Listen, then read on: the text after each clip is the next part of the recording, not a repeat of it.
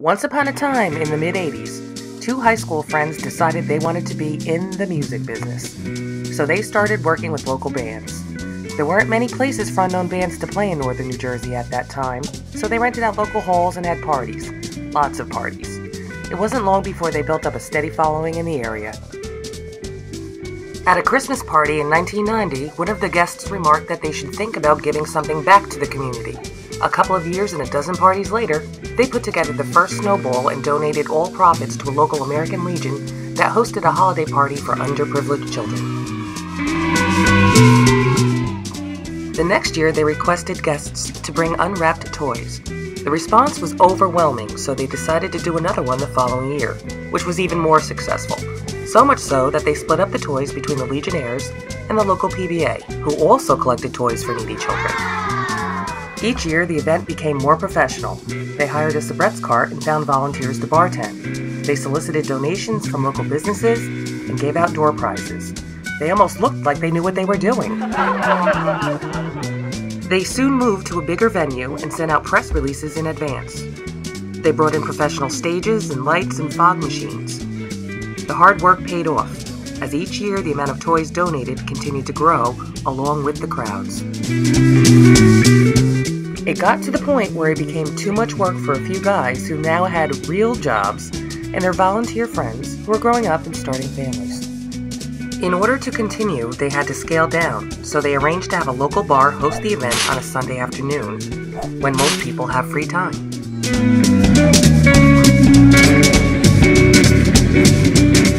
They soon outgrew the first bar and moved to a second that hosted the event for 2 years, but they outgrew that location as well, especially when blues legend Hubert Sumlin started appearing annually at the event.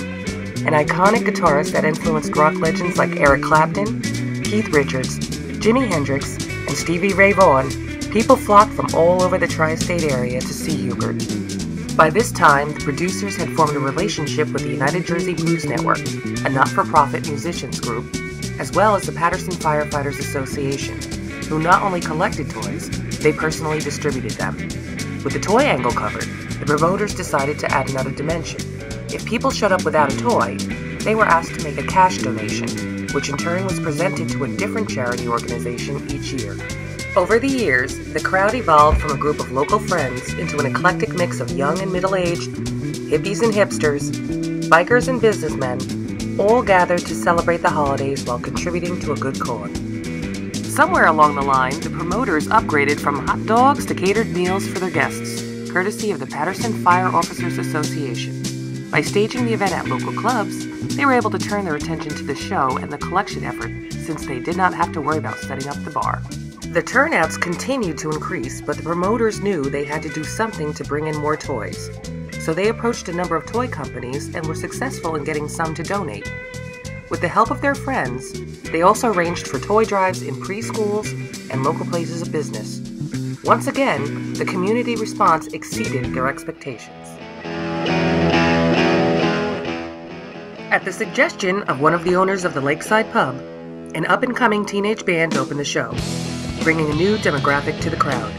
The mix of local veterans with new bands worked well with the theme and became a standard part of the event in subsequent years.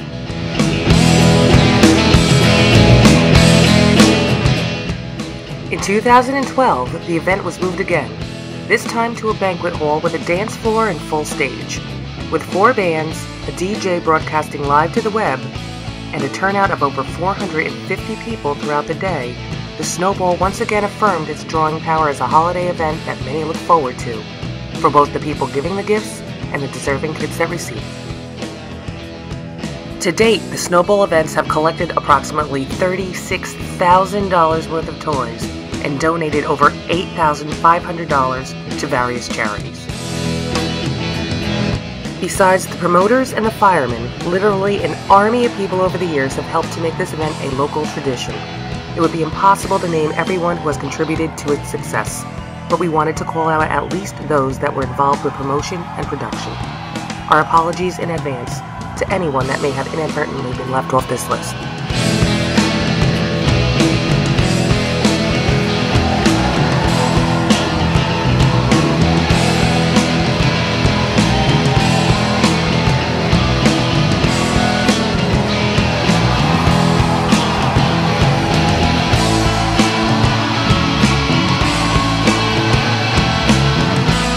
Our supporters deserve an honorable mention, because without your generosity, this would just be yet another holiday party.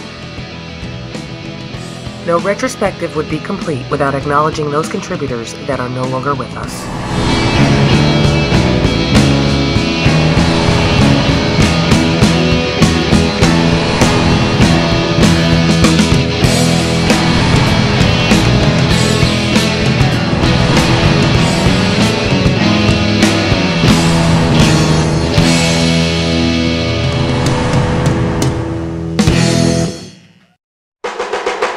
Is that you, Santa Claus?